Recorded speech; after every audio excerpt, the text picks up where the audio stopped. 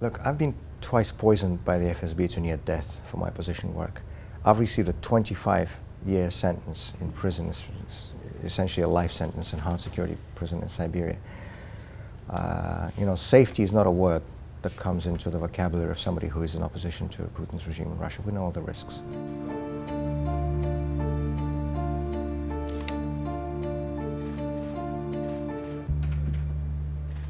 You're obviously free, you're released from a terrible ordeal, which would have crushed many people. But how happy are you to be outside of Russia, abroad, in relative safety in Europe? And how does that affect your future campaigning? Well, first of all, it's an honor and a pleasure to be here at the AFP headquarters. You're asking how I'm feeling. I'm feeling completely surreal. That's the honest response. It's as if I've been watching some kind of a film for the past several weeks since this exchange happened. It's a very good film, but it still feels as if I'm a spectator looking at it from the outside, because up until a few weeks ago I was absolutely certain that I was going to die in that Siberian prison. And everything that's happened with this exchange feels like a miracle, and it is a miracle, but it is in many ways a man-made miracle that was possible by the concerted efforts of so many good people in democratic countries who never stopped talking about political prisoners, who never stopped advocating for political prisoners, who made sure that the subject of political prisoners in Russia never left the public discussion. And this is the main reason that I'm sitting here and speaking with you, as opposed to still being back in my 2 by 3 meter cell in maximum security prison in Omsk. You ask me if I feel happy to be outside of Russia. No, I don't, because Russia is my home and I'm a Russian politician. This has always been a question of principle for me to be in Russia, because I feel that as a politician, if I'm calling on my fellow citizens to stand up and resist this dictatorship, I cannot do it if I'm sitting somewhere in faraway safety. And that's been a question of principle. For me, that's been a question of principle for so many other leaders of the Russian opposition, including many of us who were on that plane headed for Ankara on the 1st of August. Nobody has ever asked our consent. I think it's important to state. I've been asked to sign a request for pardon addressed to Vladimir Putin. I refused to do so. Nobody asked my consent if I wanted to leave Russia. In fact, I don't even have a passport. They just herded us on a plane like cattle and threw us out of Russia. Obviously, I'm very happy to be out of prison. I feel so profoundly grateful, no words can express that, to everybody who never stopped advocating for us and speaking on our behalf. And ultimately it was, so many good people who, through their efforts over these past years, made this exchange possible. But I have absolutely no doubt that I will return to Russia, because not only is the Putin regime not forever, but I think as a historian more than a politician that it's going to be over in the very foreseeable future, and we're going to have a mammoth task ahead of us of rebuilding our country from the ruins that the Putin regime is going to leave it in terms of the destroyed institutions, a destroyed economy, a destroyed reputation, and destroyed links with the international community, with the civilized world. We will need to rebuild all of that once this regime is gone. And I view it as one of the most important tasks, not only for me personally, but as one of the most important tasks for the opposition movement, for the pro-democracy movement in Russia as a whole, to be preparing for that future moment of transition. Because as a historian, I can tell you that the way major political changes usually happen in Russia, it is like this. They come suddenly, unexpectedly, and nobody's ever prepared for them. That moment where actually these uniformed men came to your cell, took you out, and asked you to write a statement asking for Vladimir Putin's pardon and acknowledging your guilt. Mm-hmm. This was the beginning of the process of your release, which you didn't know. Can you tell the whole sequence and what was your reaction and why you ended up, what you ended up writing in reality? Sure. So this was Tuesday, the 23rd of July. It was the first episode of the saga that I now know led to the prisoner exchange, but at the time I had absolutely no idea what was happening. It was a very bizarre incident. I was sitting in my cell, alone, as always, when suddenly two prison officers in uniforms came into my cell and escorted me out somewhere. So they brought me into this prison office. There's a desk, a chair, a big portrait of Vladimir Putin on the wall. And on the desk, there was a blank sheet of paper, a pen, and some sort of a pre-printed template next to it. And so they said, okay, sit down and please write what's written there in your own hand.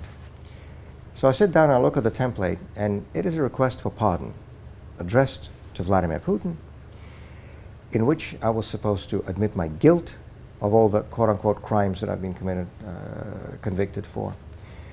I was supposed to express remorse for what I'd done and ask that Mr. Putin please pardon me. First I thought it was a joke. When I read the paper, I just sort of laughed at them and said, what is this? But they didn't seem to be in the mood for laughing. Generally, most people in the Russian prison system don't have a very good sense of humor. So I thought it wasn't a joke, and then I said, what, you really expect me to write this? They said, yes, please go and write this. I said, I'm never going to write anything like this. And then they said, why not?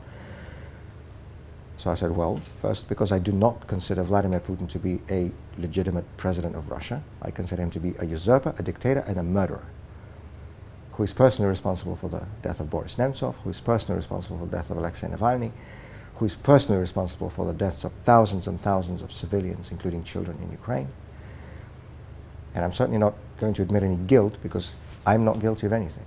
And the real criminals are those who are waging this war in Ukraine, not those of us who are speaking out against it. The prison officer visibly wasn't pleased with what I said, and he said, will you put all this in writing? And I said, yes, this I'm very happy to put in writing. So I put all this on paper, also added that I very much hope to live to see the day when Vladimir Putin is put on trial for all of his crimes. Signed it, dated it, and handed it to the prison officer. I hope they kept that piece of paper somewhere. Vladimir, I think Evgenia told Time that all the former prisoners suffer from some sort of PTSD. Would you tell us a little bit about this? How you feeling right now? Are you suffering from any sort of trauma? And how are you feeling? Do you have enough energy to continue the fight? Well, something like this doesn't go without consequences. I was in prison in total for 2 years and 3 months, but for 11 months straight out of that time I was in solitary confinement. According to international law, according to the United Nations minimal standard rules on the treatment of prisoners, solitary confinement for more than 15 days is officially considered to be a form of torture, degrading, or inhumane treatment. I was in solitary confinement for 11 months straight, without stop, without pause.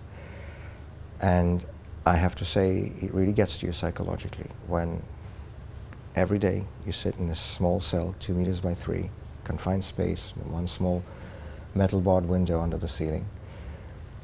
Your bunk is attached to the wall at 5 a.m. with a wake-up call, and then you can't take it back down again until 9 p.m. with the lights out, so all you can do the whole day is just either walk in a small circle in this tiny cell, or maybe sit at this really small uncomfortable stool that's sticking out of the wall, but can't really sit on it for long. You're only allowed to read and write for 90 minutes a day, so they give you pen and paper, then they take it away again. You have nothing to do, you have no one to speak to, you have nowhere to go, and this is how you live day after day, week after week, month after month. I was not allowed to speak with my wife or my children on the phone. I was not allowed to go to church. And when people when people hear the word torture, they usually think of physical torture, because that's the first thing that comes to mind.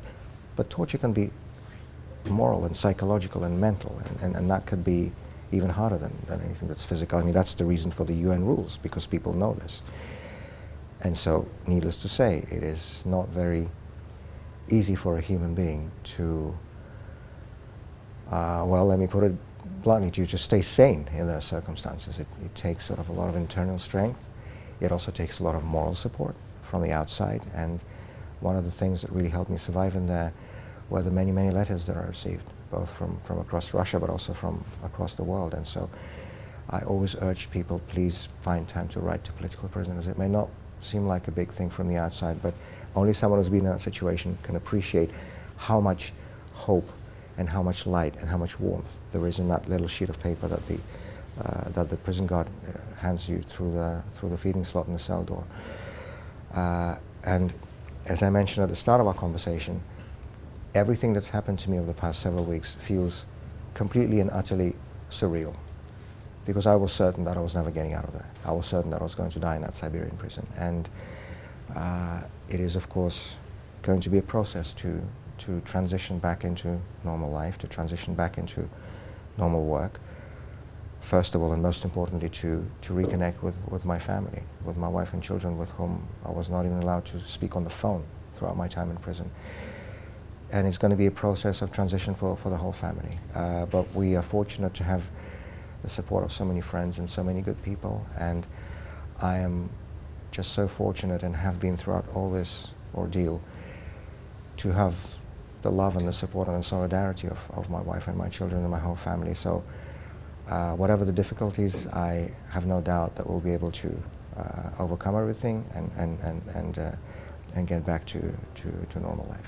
I would like to ask you about Navalny. Do you think he was killed, and what did you think when you learned of his passing? I don't think he was killed. I know he was killed. Alexei Navalny was murdered on the orders of Vladimir Putin. There's no other way of thinking about this. As you know, Putin's security services tried to kill him already by poisoning in 2020. These were members of the same FSB squad that poisoned me twice in 2015 and 2017. These were members of the same FSB squad who tailed Boris Nemtsov in the weeks before his assassination in 2015. There is this special regiment, a special unit within the Russian FSB, the Federal Security Service, that is tasked with physically eliminating political opponents of Vladimir Putin's regime, a death squad, if you will, that officially operates within the Russian government security structures. I have absolutely no doubt that it was they who finished the job that they didn't finish back in 2020, but they finished it this year in February of 2024. I heard the news on the radio on the wall of my prison cell. This was the first and the last time throughout my time in prison when I heard the name of Alexei Navalny on the radio, because of course, needless to say, in the official media, it's not allowed to talk about opposition leaders and anybody who stands up against Putin. And so the only time I heard Alexei Navalny's name was when they announced his death. This was the evening of the 16th of February. It was a Friday. I will never forget that date. And it was a very quick announcement, just a name. And I heard the name, sort of jumped to listen to this radio, to be closer to it. And then they said that, you know, he lost consciousness after returning from his prison walk, and the death occurred at such and such time. And this was, I don't think I have the words to describe the feeling. This was also Friday evening. Then came the weekend, with no visits from lawyers, with no letters, a total vacuum. I was always in solitary confinement. And after months and months in solitary confinement, your mind starts playing tricks on you. So actually, at some point during the weekend, I thought that maybe I'd made all of this up, that Alexei wasn't killed, that I just sort of imagined it, because the radio said nothing after that. Just that one mention and nothing else. And of course, the prison guards didn't talk to me. And only when my lawyer came the following week, he confirmed that, unfortunately, I hadn't made that up. Look, I think it's important to remember for people, especially for those people who are still considering returning to realpolitik, who are still considering going back to doing business as usual with Vladimir Putin. I think it's important for all these people to remember that the regime that we have in power in Russia today, and had for the past 25 years, is not just an authoritarian regime, it's not just a dictatorial regime, it is a regime of murderers. Vladimir Putin murders his political opponents. He has ordered Boris Nemtsov to be murdered. He's ordered Alexei Navalny to be murdered. There is a special death squad that operates within Putin's security service, the FSB, tasked with eliminating political opponents of the Putin regime. So any Western leader who shakes hands with Vladimir Putin is shaking hands with a murderer. I hope the people remember that. Is this true that you are going to be meeting with Macron later today? And if so, what are you planning to tell him? So my first message to President Macron will be, please don't forget Russian political prisoners. Please continue to speak out for them. Please continue to advocate for them. Please continue to do everything that you can to get them to freedom. France already has an honorable tradition in this regard. A few years ago, Oleg Sentsov, Ukrainian film director, was saved from Russian prison in a very large part thanks to the efforts of the French government and President Macron personally. So he knows this issue. He has already been involved in this, and my message to him will be to please continue, because having experienced it personally, I mean, I've always advocated for political prisoners. This has always been a major issue for me, but now it's really personal, because I know what it feels like to wake up every single morning in that 2 by 3 meter cell, to touch your bunk, to your wall at 5 a.m., to just spend your whole day pointless, empty, you know, just walking around in a circle, not able to speak to anyone, not able to go anywhere, not able to do anything. And the system around you is designed to make you lose hope, to make you desperate, to make you think that everybody is forgotten and nobody cares.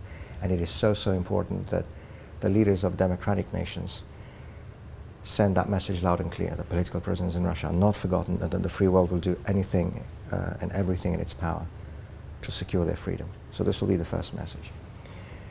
And the second message that I want to deliver to the President tonight is I want to thank him for continuing to maintain this dialogue with Russia despite everything that has been happening over the past years. Because despite what the Kremlin propaganda is trying to convey, Russia is not limited to the Putin regime. There are so many people in Russia, inside Russia, who are against this war, who are against this dictatorship, who want Russia to become a normal, modern, democratic European country. These people are the future of Russia. That is the Russia of tomorrow.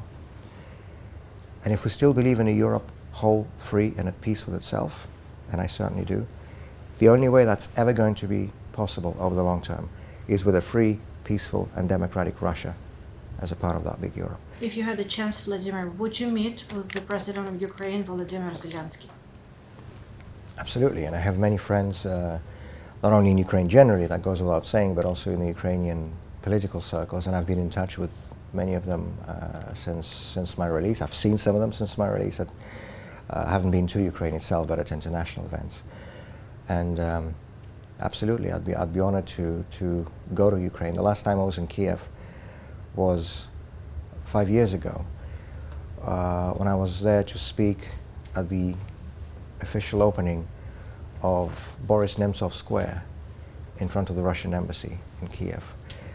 There are now many cities around the world, including Washington, including London, including Prague, including Kiev, and several others, that have officially commemorated Boris Nemtsov, the leader of Russia's pro-democracy. Let me restart the phrase. There are now several cities around the world, including Washington, including London, including Prague, including Kiev, and several others, that have officially commemorated Boris Nemtsov, the leader of Russia's pro-democracy opposition, who was assassinated on Vladimir Putin's orders in front of the Kremlin in February of 2015, with street designations, square designations, park designations. Kiev is one of those cities, and such gestures frankly sent a very important message of solidarity with all of those people in Russia who believe in a different future for our country, a future that Boris Nemtsov stood for. So that was the last time I was in Kiev for that unveiling. Deeply grateful to them for making it happen, and I'd be very happy to be back. Yeah, there's another opposition politician who lives in Paris, Gennady Gudkov, and he recently said that there's a big problem, that the representatives of the Russian opposition are not building bridges with Ukraine. Would you agree with that, and if not, why? Or if yes, why? Okay, well, I can speak for myself. Most of the past 2.5 years I've spent in prison in solitary confinement in Siberia, so it's a little bit difficult for me to speak about others or what others have been doing, because I had absolutely no idea what was happening. I can speak about myself. Ukrainians are my neighbors. When I was sitting in that solitary confinement in a strict regime prison in Siberia, my neighbors were Ukrainian officers, obviously in other cells. We were all held in solitary confinement, but I knew from the registry of prisoners that I saw in the prison office, I knew that, you know, in cells around me were captive Ukrainian officers who were being held by the Putin regime as, I'm guessing, as hostages for future exchanges. I'm not going to say their names because I'm hoping that some of them will make it to those exchanges, and I'll be carefully monitoring these lists. And you know what I have to say, it's a special kind of solidarity when you've been in prison with someone. Vladimir Bukovsky, a prominent Soviet-era dissident who spent many, many years in the Gulag and then was himself exchanged and freed in the 1970s, he wrote in his book that, you know, people who have been to prison together, even if they have differences, you know, politically, or they can have some arguments, which is normal for human beings, they'll always feel that kind of solidarity that's not comparable with anything else. He wrote that nobody will ever again be able to divide us, you know, between a left-wing camp or a right-wing camp, because we all came from the same camp, and it's a concentration camp, and nothing compares to that. So I'm all in favor of maintaining and expanding that dialogue between Russian civil society, the Russian pro-democracy movement, the many, many Russians who are against this war and who are against Putin's regime, and our neighbors and our colleagues in Ukraine. Because you know what? We'll always be neighbors. That's a fact of geography. And we will have to find ways of living together and of overcoming this horrendous tragedy that the Putin regime has unleashed. First in 2014, let's not forget this has been going on for more than 10 years now, and then especially after the full-scale invasion in February 2022. It is not going to be an easy process. It's not going to be a quick process, but we know that it's possible. You know, when I still lived in Moscow before my arrest, and when I would come to Strasbourg for sessions of the Parliamentary Assembly of the Council of Europe, there's no convenient connection between Moscow and Strasbourg, so I would normally fly to Frankfurt and then rent a car and then drive. It's a couple of hours drive from Frankfurt to Strasbourg. I'm a historian. I know how much blood was spilled over that land by France and Germany, Alsace-Lorraine, you know, the Franco-Prussian War, the First World War, the Second World War. There were so many victims, there was so much carnage, there was so much suffering. And it would seem that such tragedies would be impossible to overcome. But you know, when I was driving from Frankfurt to Strasbourg, I didn't even know if I was still in Germany or already in France. There's no border, there's no conflict, it's the same currency, it's an open space, and people live next to each other in peace and harmony. If it was possible to do between France and Germany, it will be possible to do so between Russia and Ukraine. Again, this will not be easy, this will not be quick, but we will have to work on that. And of course, the major responsibility here lies with us, Russians, because it was the ruling regime in Russia that launched this aggression. And that will be something that our society as a whole will have to publicly reflect on, and will have to overcome in a way that will make sure that such evil can never again be repeated. Is the West doing enough to help Ukraine win? For example, Iran just sent hundreds of ballistic missiles to Russia, and I have a feeling that the West is just watching in a stupor. You know. Well, I've had obviously very small bits of information reaching me in prison, but I do remember, I guess this was several months ago, when, for example, the U.S. Congress waited for months and months to pass a new aid package. And of course, when something like this happens, Mr. Putin and people around him in the Kremlin are very happy. And so I believe it is important that this support from Western democracies to Ukraine doesn't just stop at words, but is expressed with some practical actions as well. And I think a lot will depend over what happens in the U.S. this autumn, for obvious reasons. I think the Kremlin has its eyes set firmly on the American election and the consequences that may bring. But I hear the fatigue, I understand the fatigue. I was just in Germany a few days ago. I've had meetings not only with Chancellor Scholz and Vice Chancellor Habeck, but also with other people in the Bundestag across the political spectrum. And I know that a lot of people in Germany are getting tired of this, you know, for understandable human reasons. Obviously, people get tired of war. And we saw the recent regional election results in the former Eastern Germany that were won by, well, what are essentially, in the German political discourse, are considered to be the pro-Putin parties.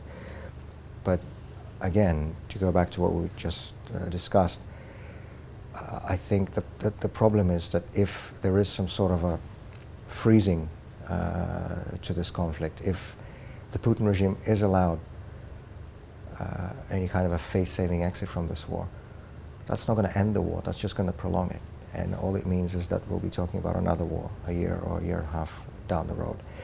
And I repeat this again, the only strategic solution, the only way to really end the war and to really ensure long-term peace, stability and security in Europe is to make sure that the Putin regime is out of power. And for that to happen, it must first lose the war in Ukraine. Well, and do you think you could carry the Russian people with you? How big is the other Russia, which actually opposes Putin? Sure. So I mentioned that major political changes in Russia usually come unexpectedly and suddenly. And nobody has ever been able to predict how, when exactly they would come. More than that, up until, you know, very shortly before those changes, people were confident that nothing would ever happen, that, you know, the regime in power was strong, stable, that nothing would ever change.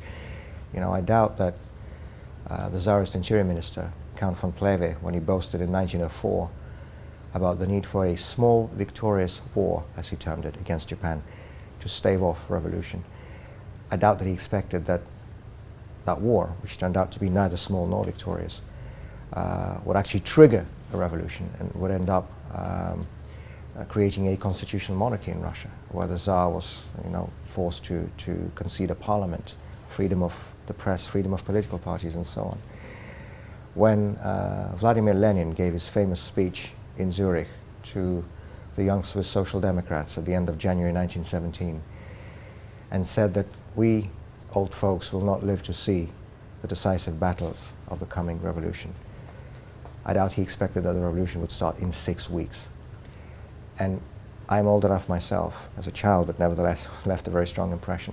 I'm old enough myself to remember the days of August 1991, the collapse of the Soviet regime that went down in 3 days, and when nobody at the beginning of August 1991 could have predicted that the Soviet regime would not exist by the end of that same month, and that the entire Soviet Union would no longer exist by the end of that same year.